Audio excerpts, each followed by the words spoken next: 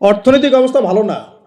আস্তে আস্তে বিশ্বের মধ্যে ভয়াবহ অর্থনৈতিক সংকট দেখা দিবে এবং এই সংকটটা ফেস করবে মূলত এই মধ্যবিত্ত শ্রেণী আর নিম্ন মধ্যবিত্ত শ্রেণী। খুব ধনী দেশের কোনো সমস্যা হবে না, যারা মিডল ক্লাস কান্ট্রি বা আরেকটু নিচু মানের কান্ট্রি অর্থনৈতিক দিক থেকে, এদের সামনে ভয়াবহ একটা অবস্থা ফেস করতে হবে। সময় যাইতে দেন, আস্তে আস্তে সব স্পষ্ট হয়ে যাবে, আপনারাই বুঝতে পারবেন। অলরেডি গরিব মানুষ হাহাকার করা শুরু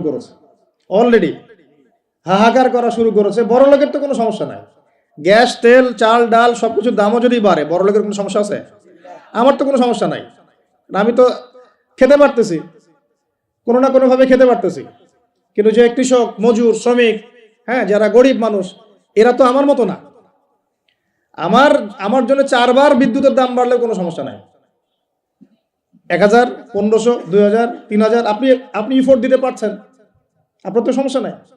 কিন্তু যে ব্যক্তির মাসিক আয় 3000 টাকা, সে কি করবে?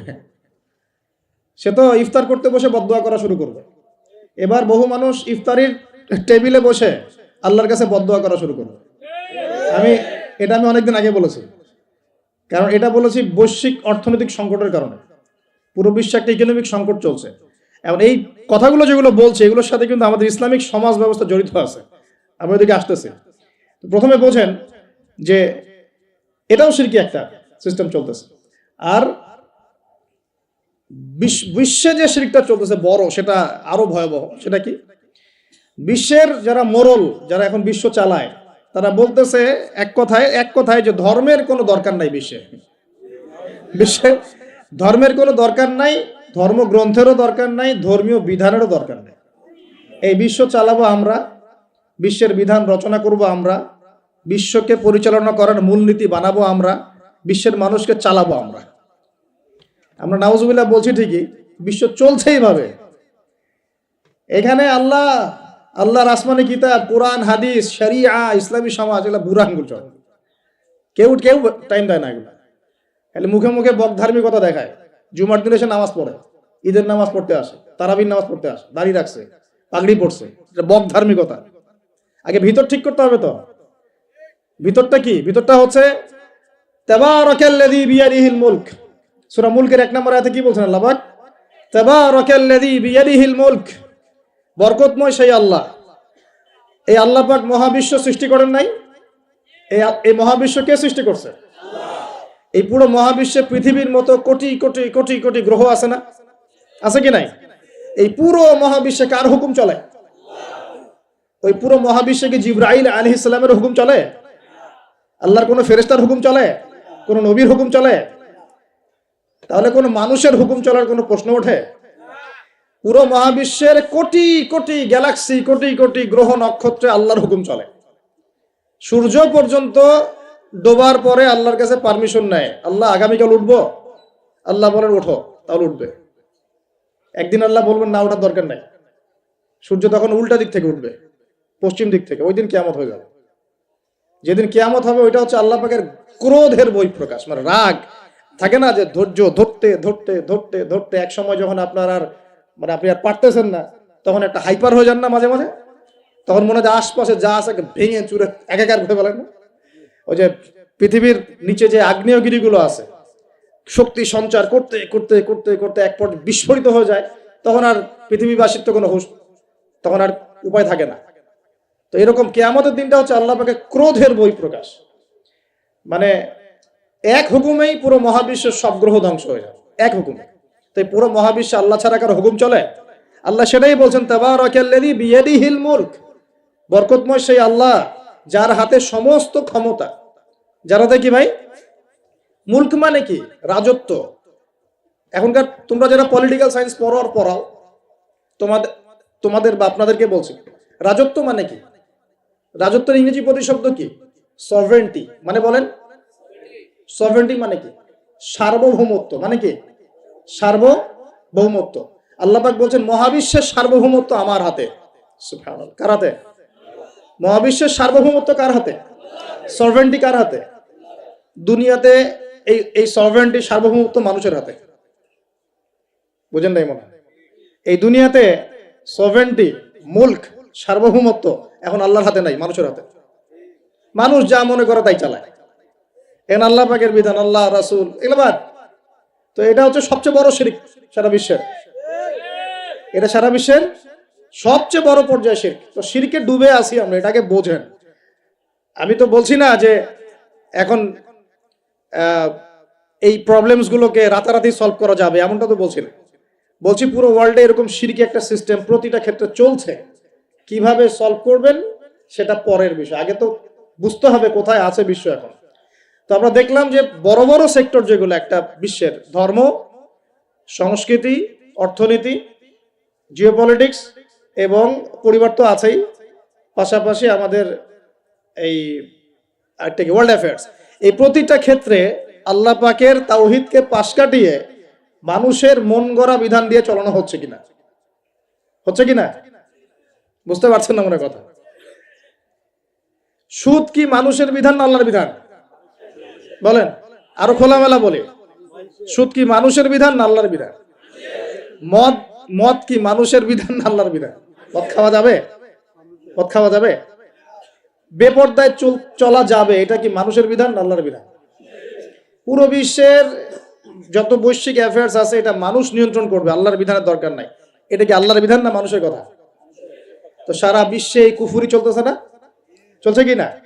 এখন এই বিশ্বটা বোঝেন, তারপরে আপনি এই আয়াতটা বোঝেন। এখন আল্লাহ পাক বলছেন, এখন আমি মুহাম্মদ সাল্লাল্লাহু আলাইহি ওয়াসাল্লামের কাছে এমন কিতাব দিয়েছি যে কিতাবে এই সব সমস্যার সমাধান আছে। সুবহানাল্লাহ। সমস্যাগুলো তো বুঝতে পারলেন। আল্লাহ পাক বলছেন, হে মুহাম্মদ বলেন সাল্লাল্লাহু আলাইহি ওয়াসাল্লাম, আমি তোমার কাছে এমন একটা কিতাব দিয়েছি যে কিতাবের মধ্যে প্রতিটা বিষয়কে আমি ব্যাখ্যা করেছি, সমাধান দিয়েছি। এটা হেদায়েত, এটা রহমত, এটা বুশরা, সুসংবাদ কাদের জন্য? যারা আমার সামনে আত্মসমর্পণ করবে। যারা করবে না ওদের জন্য সুসংবাদ নাই। আর এই কিতাবের ব্যাখ্যা আছে। এই কিতাব একাই আপনাকে পথ দেখাবে না, হাদিসের প্রয়োজন আছে। এটা আমরা পেলাম সূরা নজম আয়াত নাম্বার 3-4 এবং সূরা হাশর আয়াত নাম্বার 7, যে রাসূল সাল্লাল্লাহু আলাইহি ওয়াসাল্লাম নিজের মন গড়া কোনো কথা বলতেন না। তিনি সেটাই বলতেন যে আল্লাহ ওহী করতেন। আর আল্লাহর রাসূলের আদেশগুলো আমরা পাচ্ছি হাদিসে, নিষেধগুলো পাচ্ছি হাদিসে। সো কোরআন এবং হাদিস এই দুটোকে মিলে আল্লাহ পাকের এখন ওহী নাজিল হচ্ছে। কোথায় নাজিল হচ্ছে? আইয়ামে জাহিলিয়াতে। কোথায় ভাই? এই কিতাব কোথায় নাজিল হয়েছে? বাংলাদেশে, পাকিস্তানে, সিরিয়ায়? কোন যুগে নাজিল হয়েছে? ওই ব্যাবিলনের যুগে, নাকি ওই চাইনিজ সভ্যতার যুগে, নাকি ওই রাশিয়ার বলশেভিক ওই বিপ্লব ওইসব যুগে? কোন যুগে নাজিল হয়েছে? আবু জেহেলের যুগে। কোন যুগে ভাই? আবু জেহেলের নাম শুনেছেন তো? আবু জেহেলের যুগটাকে আমরা বলি আইয়ামে জাহিলিয়াতের যুগ। আবু জেহেল ছিল ওই যুগের নেতা। দারুন নাদওয়া ছিল তার পার্লামেন্ট। তার পার্লামেন্টের নাম কি? দারুন নাদওয়া। সেখানে আবু জেহেল, আবু লাহাব, উতবা, সাইবা, রাবিয়া এরা সব বসে বসে বুদ্ধি পাকাইতো আর কি করতে হবে কি করতে হবে না। বাই দ্য ওয়ে, এই আবু জেহেল, আবু লাহাবরা কিন্তু আল্লাহকে বিশ্বাস করতো। আল্লাহ বলে যখন আছে এবং আল্লাহর কাছে যে ফিরে যেতে হবে এটাও তারা বিশ্বাস করতো কিছু কিছু ক্ষেত্রে। কিন্তু আল্লাহ পাকের কোনো বিধান তারা মানতো না। আল্লাহ পাকে পাওয়ার জন্য মাধ্যম পূজা করত। তারা কিন্তু 360টা মূর্তির পূজা এই কারণে করতো না, যে তারা আল্লাহকে বিশ্বাস করে না এমন নয় বিষয়টা। তারা আল্লাহকে বিশ্বাস করত, আল্লাহকে পাওয়ার মাধ্যম হিসেবে তারা এগুলোর পূজা করত। সূরা জুমার পড়েন, সূরা জুমারের 1, 2, 3 আয়াত পড়ে দেখেন। আবু জেহেলদের কথা আল্লাহ বলেছেন। তারা বলতো, মা না'বুদুহুম, আমরা এই লাত উজ্জা মানাতের উপাসনা এই কারণে করি, শুধু এই কারণে করি, লিয়ুকাররিবুনা ইলাল্লাহি যুলফা, যে এই লাত উজ্জা মানাত, হবল, এই যে মূর্তিগুলো, এগুলো আমাদেরকে আল্লাহ পর্যন্ত পৌঁছে দিবে, এই কারণে করতো। ওরা কিন্তু আল্লাহকে অস্বীকার করতো না। এমনকি বদর যুদ্ধে যাওয়ার সময়ও আবু জেহেল কিন্তু কাবা ঘরে দোয়া করে গেছে। তারা কিন্তু হজ ওমরাও করতো, বিকৃত হজ ওমরা করতো। তো এটা মনে করবেন না যে আবু জেহেলরা আল্লাহকে বিশ্বাস করতো না। এবার আবু জেহেলকে চিনতে পারছেন? আবু জেহেল কেমন ব্যক্তি? যে আল্লাহকে বিশ্বাস করে ঠিকই, কিন্তু আল্লাহ পাকের কোনো বিধান মানতে চায় না। তো এখন এই 90 আবু জেহেলরা আমাদের সমাজে আছে কি নাই বলেন? আমি কি মিলাইতে পারতেছি?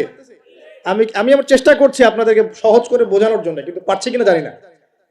অনেক সময় হয় কি যে নিজেরা অনেক কিছু বুঝি কিন্তু বোঝাতে পারি না। বোঝাতে পারাটাও একটা আল্লাহ পাকের রহমত। মানে কাউকে বোঝাতে পারানোটা কিন্তু আল্লাহ পাকের রহমত। অনেক সময় দেখবেন আপনি বুঝতে পারছেন অনেক কিছুই, কিন্তু মানুষকে বোঝাতে পারছেন না। তা আমি চেষ্টা করছি বোঝানোর জন্য, আমি কতটুকু পারছি আমি জানি না। এই যে আবু জেহেলকে চিনতে পারলেন? আবু জেহেল এমন একজন বুদ্ধিজীবী মানুষ, খুব বুদ্ধি তার, কারণ তার নাম হচ্ছে আবুল হাকাম। কি নাম? আবুল হাকাম, আবু জেহেলের নাম আবু জেহেল না, আবু জেহেলের নাম আবুল হাকাম, মানে জ্ঞানের পিতা। ওই সমাজের মানুষ তাকে বলতো জ্ঞানের পিতা, জ্ঞানের পিতা, ফিলোসফার, সে দার্শনিক, সে বুদ্ধিজীবী। বুঝতে পারছেন না কথা? আইয়ামে জাহিলিয়াতের মানুষ তাকে সম্মান দিয়ে কথা বলতো, তাকে বলতো তুমি জ্ঞানের পিতা। তো আমাদের ইসলাম তাকে আবু জেহেল কেন বলছে তাহলে? কারণ সে আল্লাহ পাককে চিনতো, আল্লাহ পাককে চেনার পরেও আল্লাহ পাকের বিধানকে সরাসরি বিরোধিতা করেছে। কোনো অজ্ঞ মানুষ ছাড়া এই কাজ কেউ করতে পারে? তো এখন বলেন, এরকম মানুষ সমাজে আছে কি নাই? এই নব্য আবু জেহেলরা আছে না নাই? আছে রে ভাই, আছে, আছে না?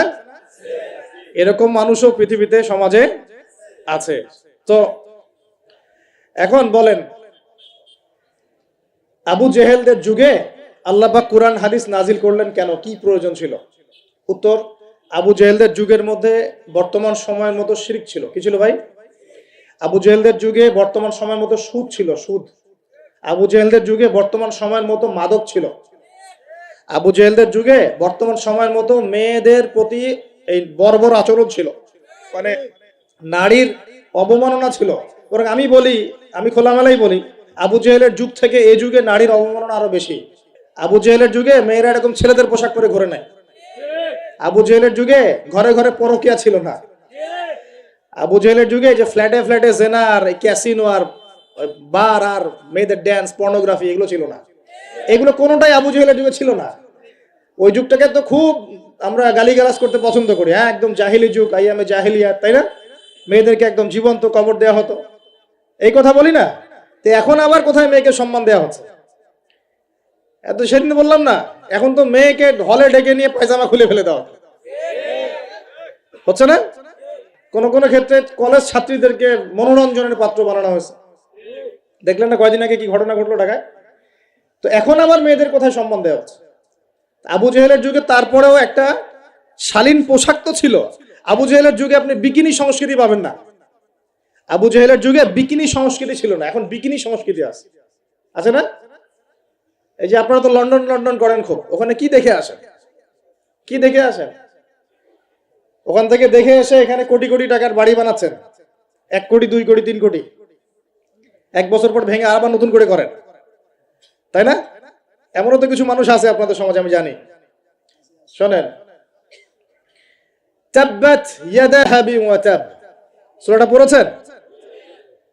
আবু লাহাবের 2 হাত ধ্বংস হোক। আবু লাহাবের পাপ ছিল অন্য, সে নবী সাল্লাল্লাহু আলাইহি ওয়াসাল্লামের সাথে কটূক্তি করত, বিরোধিতা করত। কিন্তু আবু লাহাব সম্পর্কে আল্লাহ পাক কি বলছেন? মা আগনা আনহু মালুহু ওয়া মা কাসাব। আবু লাহাবের মাল সম্পদ এবং যা সে অর্জন করেছে এই দুনিয়াতে, এগুলো তাকে জাহান্নামের আগুন থেকে বাঁচাতে পারবে না। এই বিশাল প্রপার্টি আপনাকে জাহান্নামের আগুন থেকে বাঁচাতে পারবে না যদি এই প্রপার্টির হক আদায় না করেন। এই রিজিকের হক যদি ঠিকঠাক আদায় না করেন, জাকাত না দেন, দরিদ্রের হক না দেন, মিসকিনের হক না দেন, আত্মীয়র হক না দেন, প্রতিবেশীর হক না দেন, ইসলামের আল্লাহর ফি সাবিলিল্লাহ দান সদকা না করেন, এই বিশাল প্রপার্টি আপনাকে কিয়ামতের মাঠে বাঁচাতে পারবে না। মা আগনা আনহু মালুহু ওয়া মা কাসাব সায়াসলা নারান যাতা লাহাবিন ওয়া ইমরাআতুহু হাম্মালাতাল হাতাব ফি জিদিহা হাবলুম মিন মাসাদ। সূরাগুলো পড়বেন। কোরআন তো শুধুমাত্র তাবিজ করার জন্য কোরআন নাজিল করা হয়নি। তাবিজ করার জন্য কোরআন নাজিল করা হয়েছে নাকি? কোরআনের আয়াত ছিঁড়ে ছিঁড়ে এখন মাদুরির মধ্যে ঢুকিয়ে গলায় ঝুলে রাখার জন্য কোরআন নাজিল হয়েছে? বলেন তো। কোরআনের আয়াত একটা ছিঁড়ে এভাবে আমি র্যাপিং করে গলার মধ্যে ঢুকায় রেখে দিলাম, বাস কোরআনের হক আদায় হয়ে গেল। ডক্টর আপনাকে একটা প্রেসক্রিপশন দিয়েছেন, মনে করেন তোমার কোভিড হয়েছে, তোমাকে এখন এই প্রেসক্রিপশন অনুযায়ী চলতে হবে। আর প্রেসক্রিপশনটা আমি যদি এখন এমন একটা ভাঁজ করি, ভাঁজ করে সুন্দর করে মাদুরির মধ্যে ঢুকায়, ওষুধ খাওয়ার দরকার নাই, ভাঁজ করে ঢুকায় ব্যাস রেখে দিলাম, রোগ ভালো হবে না? রোগ ভালো হবে? আমরা কোরআন কিনে এই কাজ করি, আমরা কোরআন কিনে কেউ কেউ এই কাজ করি, সবাই না, কেউ কেউ। কোরআন শেফা মানে কি? কোরআন আপনার রুহের শেফা এবং দেহের শেফা। কখন? যখন কোরআন বুঝে আমল করবেন তখন। কোরআন পড়ে বুঝে যখন আমল করবেন তখন কোরআন শেফা এবং রহমত, বুশরা। আল্লাহ পাক আমাদেরকে বোঝার তৌফিক দান করুন। তবে হ্যাঁ, কোরআনের আয়াত থেকে ঝাড়ফুঁক করা যায়, ঝাড়ফুঁক করা যেতে পারে, পানি পড়া খাওয়া যেতে পারে, এবং এই পানি দিয়ে গোসলও করা যেতে পারে ইত্যাদি। কিন্তু আপনি তো ছিঁড়ে ছিঁড়ে ছিঁড়ে ছিঁড়ে খালি গলায় পায়ে হাতে ঝুলে রাখতে পারেন না। আল্লাহ পাক আমাদেরকে বোঝার তৌফিক দান করুন। প্রিয় ভাইয়েরা, এখন এতটুকু তো বুঝতে পারলাম যে কোরআন কোন সময় নাজিল হয়েছে। তাহলে ভাই কার যুগে? আবু জাহেলের যুগে। আবু জাহেলের যুগে কি কি ছিল? এখনকার মতো শিরক ছিল, এখনকার মতো সুদ ছিল, এখনকার মতো মাদক ছিল, এখনকার মতো মেয়েদের অবমাননা ছিল, আরো একটা ছিল এখনকার মতো যে গোত্রীয় হানাহানি। দেখেন না এখন হানাহানি, মারামারি, রাহাজানি, বিশ্বে বিশ্বে, দেশে দেশে, দলে দলে, এই পলিটিক্যাল দল ওই পলিটিক্যাল দলে, আবার এই ধর্মীয় দল এই ধর্মীয় দলে, এই যে হানাহানি, গোত্রীয় হানাহানি, এই হানাহানি ছিল আইয়ামে জাহিলিয়াতের একটা বড় নিদর্শন।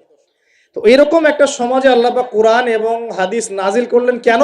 ইসলামী সমাজ গঠন করার জন্য, যেটা আপনি টপিক দিয়েছেন। এখন ইসলাম কি আর সমাজ কি? ইসলাম হচ্ছে এক কথায় আল্লাহর সামনে আত্মসমর্পণ করা। আল্লাহর সামনে আত্মসমর্পণ মানে কি? আল্লাহ কি আমার সামনে দাঁড়িয়ে আছেন? আল্লাহ পাক কি আমার সামনে দাঁড়িয়ে আছেন? আমি গিয়ে পায়ে সেজদা করব? আল্লাহর সামনে আত্মসমর্পণ মানে কি? আল্লাহ পাককে চোখে দেখা যায়? আল্লাহ রাব্বুল আলামিনকে দুনিয়ার কোনো চোখ দেখতে পারবে না, সুবহানাল্লাহ। হ্যাঁ, জান্নাতে যারা যাবে তারা আল্লাহকে দেখতে পারবে ইনশাআল্লাহ। আর ইনশাআল্লাহ আমরা আশা করি আমরা সেই কাতারভুক্ত হব ইনশাআল্লাহ। একদিন না একদিন আমরা আল্লাহকে দেখবো ইনশাআল্লাহ। নবীজিকে আয়েশা রাদিয়াল্লাহু আনহা বলছিলেন, আল্লাহ পাককে কিভাবে দেখবে মানুষ ইয়া রাসূলুল্লাহ সাল্লাল্লাহু আলাইহি ওয়াসাল্লাম? তিনি বলছেন যে তোমরা পূর্ণিমার চাঁদ দেখতে তোমাদের কোনো অসুবিধা হয়? তখন সাহাবীরা বলছেন, না, পূর্ণিমার চাঁদ তো আমরা জাজল্যমান দেখতে পারি। ঠিক এভাবেই তোমরা আল্লাহকে দেখবে ইনশাআল্লাহ। এটা হবে জান্নাতের সবচেয়ে বড় নিয়ামত। জান্নাতের সবচেয়ে বড় নিয়ামত হচ্ছে আল্লাহর দর্শন, দিদার। তো এই দুনিয়ার চোখ আল্লাহকে দেখবে না, তাহলে আল্লাহ পাক কিভাবে আমাদের সাথে যোগাযোগ করবেন? আল্লাহ পাক এই দুনিয়ার মধ্যে কিছু মানুষকে বাছাই করবেন নবুয়ত দেওয়ার জন্য। কি দেওয়ার জন্য? নবুয়ত। যে মানুষদের সাথে আল্লাহ পাক যোগাযোগ করবেন আল্লাহর ওহির মধ্য দিয়ে। কিসের মাধ্যমে? ওহিটাকে সরাসরি নেমে আসবে না, কেউ নিয়ে আসবে। এখন কেউ নিয়ে আসবে, কে নিয়ে আসবে? তার নাম হচ্ছে জিবরাইল আলাইহিস সালাম। কি নাম? আল্লাহ রব্বুল আলামিন জিবরাইল আলাইহিস সালামের মাধ্যমে কোরআন সুন্নাহর এই ওহী সর্বশেষ নবী মুহাম্মদ সাল্লাল্লাহু আলাইহি ওয়াসাল্লামের কলবে ওহী করেছেন। খুশি হন নাই? কোন যুগে ওহী করেছেন? আবু জেহেলের যুগে। কোন যুগে? যে যুগটার সাথে আমাদের যুগের মিল আছে। আচ্ছা, এখন আল্লাহ পাক বলেছেন এর সামনে তোমরা মাথা নত করো। মাথা নত মানে কি? জাস্ট মাথাটা নত করে দেওয়া?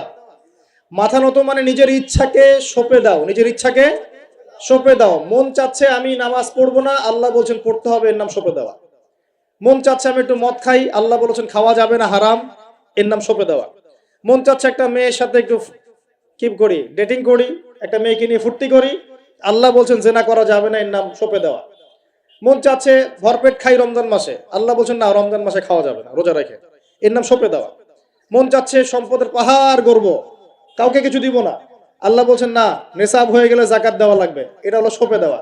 সঁপে দেওয়া মানে কি? আল্লাহ পাকের বিধিবিধানের সামনে নিজের ইচ্ছাকে আত্মসমর্পণ করা। আল্লাহ যা বলেছেন আমি তাই করব, যা ছেড়ে দিতে বলেছেন ছেড়ে দিব, দ্যাটস অল। এর নাম ইসলাম। ইসলাম হলো এই বিষয়টার নাম, নিজের ইচ্ছাটাকে আল্লাহ পাকের বিধানের সামনে আত্মসমর্পণ করে দেওয়া। আমরা অনেকেই বলি ইসলাম মানে কি? শান্তি। এই যে শান্তি, এই শান্তি ব্যাখ্যা দিয়ে দিয়ে কি করা হচ্ছে জানেন? ওই যে বদর, উহুদ, খন্দক, খায়বার, হুনাইন, মুতা, এইসব ইতিহাসগুলোকে সরিয়ে দেওয়া হচ্ছে। ইসলাম মানে তো শান্তি। ইসলাম শান্তির সাথে আবার এইসবের কি সম্পর্ক? শান্তির সাথে মুতার যুদ্ধের কি সম্পর্ক? যুক্তি দিচ্ছে শান্তির সাথে বদর যুদ্ধের আদর্শের কি সম্পর্ক? ইসলাম মানে তো শান্তি। ইসলাম মানে শান্তি কখন? ইসলাম মানে হলো আত্মসমর্পণ। যখন একজন মানুষ নিজের ইচ্ছাকে আল্লাহর সামনে সঁপে দিবে, এর মধ্য দিয়ে সে শান্তি অর্জন করবে ইনশাআল্লাহ। মানে নিজের ইচ্ছাকে আল্লাহর সামনে সঁপে দিলে পরে শান্তি পাওয়া যায়। কারণ আমি তো জানি না যে আমার জন্য কোনটা ভালো কোনটা মন্দ। কে ভালো জানে? যিনি আমাকে সৃষ্টি করেছেন। মনে করেন আপনি একটা মোবাইল ফোন বানিয়েছেন, আপনি এটার মেকার বা ক্রিয়েটর। এখন আপনার চেয়ে কি কেউ ভালো জানে এই ফোনের মধ্যে কি আছে? বলেন। আপনি একটা কম্পিউটার ফাংশন করেছেন, একটা সফটওয়্যার তৈরি করেছেন, একটা অ্যাপস তৈরি করেছেন। আপনার চেয়ে কি কেউ ভালো জানবে এই অ্যাপস কি কাজ করতে পারে, এই সফটওয়্যার কি কাজ করতে পারে, এই কম্পিউটারের ফাংশন কি? এখন আল্লাহ পাক পুরো মহাবিশ্ব সৃষ্টি করেছেন, আমাদেরকেও সৃষ্টি করেছেন। এখন আমাদের জন্য কোনটা ভালো কোনটা খারাপ, কোনটা হক কোনটা বাতিল, কোনটা ন্যায় কোনটা অন্যায়, কোনটা করলে আমরা দুনিয়া ভালো থাকবো, পরকালে ভালো থাকবো, এটা কি আল্লাহ পাকের চেয়ে ভালো কেউ জানবে? এই সহজ কথাটা বুঝতে এত সমস্যা কিসের? যদি আল্লাহ বলে কেউ থেকে থাকেন, তাহলে তিনি যদি আমাকে সৃষ্টি করে থাকেন, তাহলে তিনি তো ভালো বুঝবেন আমার জন্য কোনটা ভালো কোনটা খারাপ। এখন তিনি যেগুলো ভালো বলেছেন সেগুলো কোরআনে নাজিল করেছেন, যেগুলো খারাপ বলেছেন সেগুলোও কোরআনে নাজিল করেছেন। তিনি তার রাসূলের মাধ্যমে আমাদেরকে জানিয়েছেন কোন কোন বিষয়গুলো ভালো আর কোন কোনগুলো খারাপ। এখন এগুলো যখন প্রমাণ হয়ে যাবে, মেনে নিতে কোনো সমস্যা, মানতে কোনো আপত্তি আছে ভাই? এই মেনে নেওয়ার নাম হলো ইসলাম। মেনে নেওয়ার নাম কি ভাই? ইসলাম। এখন দ্বিতীয় প্রশ্ন হচ্ছে, ইসলাম কি পরিপূর্ণ না অসম্পূর্ণ? উত্তর হচ্ছে, আল্লাহ পাক সূরা মাইদার 3 নম্বর আয়াতে বলছেন। কত নম্বর আয়াত? সূরা মাইদার 3 নম্বর আয়াতে আল্লাহ পাক বলছেন যে আল ইয়াউমা আকমালতু লাকুম দীনাকুম, আজকে আমি দ্বীন ইসলামকে একদম পরিপূর্ণ করে দিলাম। ওয়া আতমামতু আলাইকুম নি'মাতি, তোমাদের উপর আমার নিয়ামতকে পূর্ণতা দিলাম। ওয়া রাদিতু লাকুমুল ইসলাম দীনান, তোমাদের উপরে দ্বীন ইসলামকে মনোনীত করে আমি আল্লাহ সন্তুষ্ট হয়ে গেলাম। তাহলে এই আয়াত থেকে কি বোঝা গেল? ইসলাম পরিপূর্ণ না অসম্পূর্ণ? পরিপূর্ণ মানে আমরা কি বুঝি? কিছু অংশ আছে, কিছু নাই, কিছু কিছু হেদায়েত আছে, কিছু কিছু নাই, কিছু কিছু বিষয়ের সমাধান আছে, কিছু কিছু নাই, নাকি জগতের সমস্ত বিষয়ের সমাধান আছে? কোনটা? এই কথাটাই আগে হজম করতে হবে যে কোরআন সুন্নাহ ভিত্তিক এই ইসলামের মধ্যে পৃথিবীর সমস্ত সমস্যার সমাধান আছে। এর সামনে আত্মসমর্পণ করলে পরে আপনি হবেন মুসলিম, তার আগে হবেন না। আমার কথা কি বুঝতে পারছি? এরপরে আপনি মুসলিম হবেন। এখন যদি কেউ অস্বীকার করে সে কি হবে? যদি কেউ পুরোপুরি অস্বীকার করে, না কোরআন সুন্নাহ সবকিছু নাই, আমি মানি না, তাহলে হবে সে কাফের। কি হবে? কাফের। কেউ যদি এগুলোর সাথে আল্লাহকে অংশীদার সাব্যস্ত করে সে কি হবে? সে হবে মুশরিক। কেউ যদি বলে, আমি বলে না, মনে মনে অস্বীকার করে কিন্তু মুখে মুখে বলে হ্যাঁ মানি, এমন মানুষ নাই? মুখে মুখে বলে হ্যাঁ মানি মানি মানি সবই মানি, আর মনে মনে অস্বীকার করে, ইসলামের বিরুদ্ধে কাজ করে ভিতরে ভিতরে। এই মানুষগুলোকে কি বলা হয়? মুনাফিক। আরেক শ্রেণী আছে যারা স্বীকার করে নেয় যে হ্যাঁ এগুলোই ঠিক, কিন্তু চলতে পথে, আল্লাহর পথে চলতে গিয়ে কবিরা গুনাহে লিপ্ত হয়, তখন এদেরকে আমরা বলি ফাসিক বা জালেম। আমার কথা কি বুঝতে পারছেন? 5টা শ্রেণীর মানুষ আপনাকে দেখাই দিলাম ইসলাম কেন্দ্রিক। কেউ শিরিক করে হচ্ছে মুশরিক, কেউ অস্বীকার করে হচ্ছে কাফের, কেউ মুখে স্বীকার করছে মনে স্বীকার করছে না, হচ্ছে মুনাফিক, কেউ স্বীকার করে পথ চলতে গিয়ে কবিরা গুনাহ করছে, কবিরা গুনাহ, তখন সে জালেম হচ্ছে বা ফাসিক হচ্ছে। আর কেউ পরিপূর্ণরূপে আত্মসমর্পণ করে আমলে প্রমাণ করে সে মুমিন মুসলিম হচ্ছে। আল্লাহ পাক আমাদেরকে এই মুমিন মুসলিম হওয়ার তৌফিক দান করুন। এখন এই হলো ইসলাম। ইসলামী সমাজ কি? ইসলাম কি শুধু ব্যক্তি জীবনে পালন করারই ধর্ম বা জীবন? আচ্ছা, ধর্ম না জীবন ব্যবস্থা, এটাও তো জানতে হবে নাকি? ধর্ম আর জীবন ব্যবস্থার মধ্যে পার্থক্য কি? আল্লাহ পাক ইসলামকে কি বলেছেন? দ্বীন আল ইসলাম। দ্বীন কি বলেছেন? দ্বীন। দ্বীন শব্দটা কি? আল্লাহ পাক বলছেন ইন্না দ্বীনা ইনদাল্লাহিল ইসলাম। সূরা আলী ইমরান আয়াত নাম্বার 19। সূরা আলী ইমরান আয়াত নাম্বার 19 আল্লাহ পাক বলছেন ইন্না দ্বীনা ইনদাল্লাহিল ইসলাম। আল্লাহর কাছে ইসলাম কি? একমাত্র দ্বীন। আরবি শব্দটা বলেন, দ্বীন। কবরে প্রশ্ন কি করা হবে? মা দীনুকা, মা দীনুকা। প্রথমে মান রব্বুক, তারপরে মা দীনুকা। তাহলে ধর্ম বা ইসলাম এটাকে কি শব্দে ব্যবহার করা হচ্ছে কোরআনে? দ্বীন। এই দ্বীন শব্দের মানে কি আমি আপনাকে শর্ট করে বুঝাই দিচ্ছি। কোরআনে দ্বীন শব্দ আসছে 2 রকম। কয় রকম? 2 রকম। একই বানান, একদম একই বানানেই 2 রকম দ্বীন শব্দ আছে। একটা হচ্ছে মালিকি ইয়াউমিদ্দিন, পড়ে না সূরা ফাতিহায়, মালিকি ইয়াউমিদ্দিন। এই যে এখানে দ্বীন, এই দ্বীন শব্দের যে বানান আর ইন্না দীনা ইনদাল্লাহিল ইসলাম, এই দ্বীনের যে বানান একদমই সেম। আবার আমপারা অন্য সূরা আছে ওয়া মা আদরাকা মা ইয়াউমুদ্দিন সুম্মা মা আদরাকা মা ইয়াউমুদ্দিন। এই যে দ্বীন শব্দ, এগুলোর বানান কিন্তু সেম। পার্থক্য কোথায়? এই দ্বীনের 2টো অর্থ হয়। কয়টা অর্থ ভাই? একটা অর্থ হচ্ছে মালিকি ইয়াউমিদ্দিন বলতে আল্লাহ পাক বোঝান কিয়ামত দিবস। কিয়ামত দিবস মানে যেদিন আমাদের বিচার করা হবে, এই দিবসটাকে বোঝাতে আল্লাহ পাক দ্বীন শব্দ ইউজ করেছেন। আবার এই রিলিজিয়ন ইসলামকে বোঝাতেও দ্বীন শব্দ ইউজ করেছেন। এখানে দ্বীন শব্দ হলো জীবন ব্যবস্থা। জীবন কি ভাই? ব্যবস্থা। এখন জীবন ব্যবস্থা মানে কি? জীবন ব্যবস্থা মানে কি যে জীবনের কিছু অংশের হেদায়েত পাওয়া যাচ্ছে, বাকি অংশে পাওয়া যাচ্ছে না, বিষয়টা কি এমন? নাকি জীবন ব্যবস্থা মানে জীবনের প্রতিটা ক্ষেত্রের সমাধান আছে এমন? বলেন, উত্তর দেন। আল্লাহ পাক বলছেন, ওয়ামা ইয়াবতাগি গায়রাল ইসলামি দীনান ফালান ইউকবালা মিন, কেউ যদি ইসলাম ছাড়া অন্য কোনো জীবন ব্যবস্থা তালাশ করে তার কাছ থেকে কিছুই কবুল করা হবে না। আল্লাহ আবার বলছেন যে আল ইয়াউমা আকমালতু লাকুম দীনাকুম, এই দিনটাকে আমি কামিল করেছি, পরিপূর্ণ করেছি। আল্লাহ পাক নিজেই বলছেন এই দিন আমার কাছে গ্রহণযোগ্য। আল্লাহ নিজেই বলছেন এই দিনটাকে আমি কামেল করেছি, পরিপূর্ণ করেছি। আল্লাহ নিজেই বলছেন এই দিন বাদ দিয়ে অন্য দিন কবুল হবে না। তাহলে এই দিন কি অসম্পূর্ণ থাকতে পারে? নিঃসন্দেহে এটা পরিপূর্ণ। এন্ড পরিপূর্ণ মানে কি? ওই যে প্রথম একটা আয়াত তেলাওয়াত করেছিলাম, সূরা নাহল আয়াত নাম্বার 89, আল্লাহ বলেছেন তিবিয়ানান লিকুল্লি শাই, কোরআন সুন্নাহয় আমি সব ব্যাখ্যা করেছি। আরো একটা দলিল দিয়ে দেই, সূরা কাহফ আয়াত নাম্বার 54। কত নম্বর আয়াত ভাই?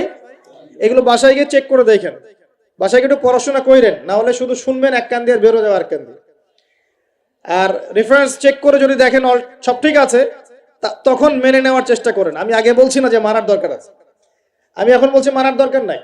বাসায় গিয়ে আগে চেক করবেন, যদি দেখেন হ্যাঁ সব কথা ঠিক আছে, তারপরে মানার চেষ্টা করেন। আল্লাহ পাক তৌফিক দান করুন। এখন আসেন, আল্লাহ সূরা কাহফের 54 নম্বর আয়াতে বলছেন যে ওয়ালাকাদ সাররাফনা ফি হাযাল কুরআন লিন-নাসি মিন কুল্লি মাসাল, আমি এই কোরআনে মানব জাতির জন্য প্রতিটা বিষয়কে ব্যাখ্যা করেছি। এবার আরো স্পষ্ট হয়ে গেল, ইসলাম, কোরআন এবং সুন্নাহয় এমন কোনো বিষয় নাই যা নাই। এই হলো পরিপূর্ণ জীবন ব্যবস্থা। জীবন ব্যবস্থার কয়টা দিক থাকে? সহজ করে বলছি 6টা দিক। কয়টা দিক? জীবন ব্যবস্থা মানে আপনার ধর্মীয় জীবন আছে। ধর্মীয় জীবন কি একটু বোঝেন এখানে? ধর্মীয় জীবন মানে এখানে আপনি নামাজ, রোজা, হজ, যাকাত, তাসবিহ, তাহলিল, জিকির, আজগার, এই কাজগুলো করেন। এগুলো আপনার ধর্মীয় কাজ, ঠিক আছে? আচ্ছা, একটা জীবন হলো আপনার পারিবারিক জীবন। পারিবারিক জীবনে আমরা বিয়ে শাদী, সন্তান প্রতিপালন, স্ত্রীদের হক আদায়, মা বাবা, ভাই বোন ইত্যাদি, এই যে পুরো একটা পরিবার বন্ড, এই যে সিলাতুর রাহিম, আত্মীয়তার রক্তের সম্পর্ক, এটা আপনি রক্ষা করেন। এটা হলো আপনার পারিবারিক লাইফ। 2 নাম্বার। 3 নাম্বার হচ্ছে আপনার একটা সাংস্কৃতিক জীবন আছে, মানে আপনি কি সংস্কৃতি ফলো করবেন, কোন কালচার ফলো করবেন, এটা একটা জীবন আছে। 4 নাম্বার হচ্ছে আপনার ইকোনমিক লাইফ, আপনার অর্থনৈতিক জীবন। এখানে আপনি ব্যবসা বাণিজ্য, চাকরি বাকরি, মুআমালাত, এই বিষয়গুলো করবেন। 5 নাম্বার আপনার পলিটিক্যাল লাইফ, যেখানে আপনি আল্লাহ পাকের খলিফার দায়িত্ব পালন করবেন। আর 6 নাম্বার হচ্ছে গ্লোবাল অ্যাফেয়ার্স, মানে আপনি পুরো ওয়ার্ল্ডকে ডিল করবেন কিভাবে, যদি আপনি রাষ্ট্রের প্রধান হন বা আপনার রাষ্ট্রের দায়িত্ব থাকে। তো এই 6টা বিষয়কে নিয়ে মোটামুটি ভাবে আমাদের এই জীবন। এর বাইরে কি জীবনে কোনো ক্ষেত্র আছে নাকি? বুঝেন নাই মনে হয়? ধর্ম আমাদের জীবন না, অর্থনীতি আমাদের জীবন না, পরিবার আমাদের জীবন না, আমাদের সংস্কৃতি, আমাদের রাজনীতি, সমাজ এবং বিশ্ব, এর বাইরে কিছু আছে নাকি? এই হলো দুনিয়া। এর বাইরে পরকাল আছে। এর বাইরে কি? পরকাল। ওই পরকালে তো মুক্তির জন্যই কোরআন সুন্নাহ এবং ইসলাম, নাকি? এটা তো আমাদের গন্তব্য। দুনিয়ার প্রতিটা সমাধানও ইসলামে পাচ্ছি। এখন তাহলে বুঝতে পারলাম ইসলামী সমাজ মানে কি। ইসলামী সমাজ মানে যে সমাজে শুধুমাত্র কোরআন এবং সুন্নাহ চলে, অন্য কিছু চলে না। কথা কি ক্লিয়ার হচ্ছে না? বুঝাতে পারছি না? আচ্ছা, একটু নড়াচড়া কম করেন। আমরা খুব লম্বা আলোচনা করবো না ইনশাআল্লাহ, একটু ধৈর্য ধরে। সমাজ ব্যবস্থা বুঝাতে পারলাম কি ভাই? সমাজ ব্যবস্থা কি? ইসলামী সমাজ ব্যবস্থা কি? মানে যে সমাজের মধ্যে আল্লাহর ওহী, কোরআন এবং সুন্নাহ, আল্লাহ পাকের বিধান চলে, বাইরে কিছু চলে না। এর বাইরে কি চলতে পারে? এর বাইরে যদি এমন কিছু চলে, লিসেন ভেরি কেয়ারফুলি, এর বাইরে যদি এমন কিছু চলে যেটার সাথে কোরআন সুন্নাহর সংঘর্ষ হচ্ছে, তাহলে সেটাকে ধরে একদম ছুঁড়ে ফেলে দিতে হবে। কথা বুঝতে পারছেন? সমাজে ইসলামী সমাজ আমরা বুঝলাম, ইসলামী সমাজ মানে যেখানে কোরআন সুন্নাহ ভিত্তিক, আল্লাহ পাকের ওহীর ভিত্তিক সমাজ চলে। এখন এই সমাজে যদি কোরআন সুন্নাহর সাথে সাংঘর্ষিক কিছু চলে, এটাকে ধরে তুলে ছুঁড়ে ফেলে দিতে হবে। এর নাম ইসলাম। এর সাথে আমরা আপোষ করতে পারবো না। আর যদি দেখা যায় সমাজে কিছু জিনিস চলছে যেগুলোর সাথে ইসলামের সাংঘর্ষিকতা নাই, গান বাজনা সাংঘর্ষিকতা নাই, হ্যাঁ, গান বাজনার সাথে সাংঘর্ষিকতা নাই, বোঝাচ্ছি আমি মূলনীতি বলে সহজ করছি, উদাহরণ তো দিব ইনশাআল্লাহ। সমাজে এমন কিছু চলছে যেগুলোর সাথে ইসলামের সাংঘর্ষিকতা নাই, সেগুলো আমরা গ্রহণ করতে পারবো, কোনো সমস্যা নাই। পারবো কিনা? মনে করেন একটা সমাজের মানুষ, ট্রেডিশন আছে, এরা মেহমানদেরকে খুব আপ্যায়ন করায়, এমন আছে না অনেক সমাজ? আছে কি নাই? এই কাজটা কি কোরআন সুন্নাহর সাথে সাংঘর্ষিক? তাহলে আমরা সমাজের অংশটা রাখবো কেন? রাখবো না? একটা সমাজে আমরা দেখলাম যে মেয়েরা মাশাআল্লাহ পর্দা তো করেই, পাশাপাশি যখন তারা তাদের গৃহস্থলী কাজগুলো করে তখনও দেখা যায় যে একটা শালীন পোশাক পরে বাসায় কাজকর্ম করছে। এটা ওদের কালচার। আমরা এই কালচারটা রাখতে পারবো না? একটা সমাজে দেখা যাচ্ছে যে এতিমদের ব্যাপারে সমাজের লোকজন খুব সফট, এটা কি কোরআন সুন্নাহর সাথে সাংঘর্ষিক? না। আমরা কি রাখতে পারবো না? একটা সমাজে দেখা যাচ্ছে যে মানুষ এই বৃক্ষরোপণ করতে খুব পছন্দ করে, এমনও কিছু সমাজ আছে, গাছ লাগাইতে সবুজ শ্যামল প্রকৃতি খুব ভালো লাগে, আছে না এমন সমাজ? এই জিনিসটা কোরআন সুন্নাহর সাথে সাংঘর্ষিক? তো রাখতে পারবো না আমরা এটা। এরকম এক্সাম্পল দিয়ে শেষ করা যাবে না। এরকম অগণিত কাজ আছে যেগুলো কোরআন সুন্নাহর সাথে সাংঘর্ষিক নয়, কিন্তু সমাজে চলছে, এগুলোকে ইসলামিক সমাজের আওতাভুক্ত করা যাবে ইনশাআল্লাহ, কোনো সমস্যা নেই। কিন্তু যদি সমাজে এমন কিছু চলে যেগুলো কোরআন সুন্নাহর সাথে সরাসরি সাংঘর্ষিক, যেমন এই যে কারো বিয়ে হলে ধুমধারাক্কা গান হয় কি না? হয় না? এখন এই সংস্কৃতিটার সাথে কোরআন সুন্নাহর আপত্তি আছে। এখন আমরা এটাকে সামাজিকীকরণ করতে পারবো না, ইসলামী সামাজিকীকরণ করতে পারবো না, বরং এটাকে ঐক্যবদ্ধভাবে প্রতিরোধ করতে হবে। সমাজে মনে করেন কোন সমাজে জুয়া চলে না? তো এই জুয়ার সাথে কি কোরআন সুন্নাহর অনুমতি দেওয়া আছে না সাংঘর্ষিকতা আছে, কন্ট্রাডিকশন আছে না? যেহেতু কোরআন সুন্নাহর সাথে কন্ট্রাডিক্টরি বিষয়, আমরা এই জুয়ার সংস্কৃতি এখানে চলতে দিতে পারি না, বরং আমরা এটাকে প্রতিহত করার চেষ্টা করব। এই প্রতিটা বিষয়ের সাথে কোরআন সুন্নাহর আপত্তি আছে। তাহলে এই জিনিসগুলোকে কি আমরা ইসলামী সমাজ ব্যবস্থা আনতে পারবো? তাহলে আমার বক্তব্য মনে হয় বোঝার খুব বেশি কঠিন হচ্ছে আমার মনে হচ্ছে না। ইসলামী সমাজ ব্যবস্থায় কোন কোন বিষয় থাকতে পারবে? সর্বপ্রথম আল্লাহ পাকের ওহী থাকতে পারবে, ওহীর বাদ দিয়ে অন্য কিছু চলবে না। কি চলবে? যেগুলোর সাথে ওহীর কোনো সাংঘর্ষিকতা নাই, এমন বিষয় চলতে পারে। চায়ের জন্য বিখ্যাত আপনারা না, এটা আছে না? আচ্ছা, এখন এটা কি কোরআন সুন্নাহর সাথে সাংঘর্ষিক? এটা একটা সংস্কৃতি। আপনাদের বাসায় গেলে আপনারা চা খাওয়ান এবং এটার সাথে আপনার সংস্কৃতি আছে, আগর আতরের আপনাদের বিজনেস আছে। এই জিনিসটা কি কোরআন সুন্নাহর সাথে সাংঘর্ষিক? বাংলাদেশের অন্য কোনো সমাজে কি আগর আতর এরকম ভাবে আছে? আপনাদের সমাজে আছে। তো এটা কিন্তু কোরআন সুন্নাহর সাথে সাংঘর্ষিক নয়। তাহলে আমি এটাকে অবশ্যই ইসলামাইজড করতে পারবো, চায়ের ব্যাপারটা আমি ইসলামাইজড করতে পারবো।